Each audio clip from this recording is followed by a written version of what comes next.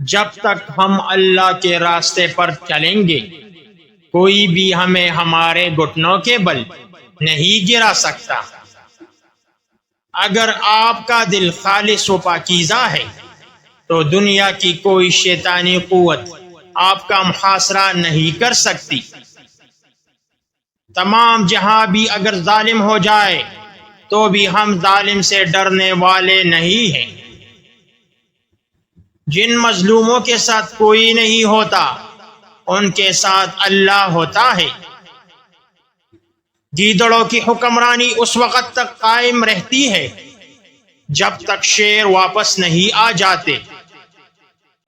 اپنوں کی طرف سے دھوکہ انسان کو ٹکڑے ٹکڑے کر دیتا ہے۔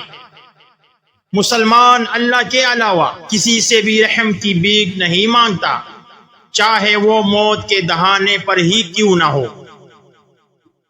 کمزوری دکھاؤ تو گیدڑ بھی شیر بن جاتا ہے۔ منزلیں سپاہیوں کا استقبال کرتی ہے، بزدلوں کو راستے کا خوف مار دیتا ہے۔ آزادی اور امن باتوں اور دعووں سے نہیں تلواروں سے حاصل ہوتے ہیں۔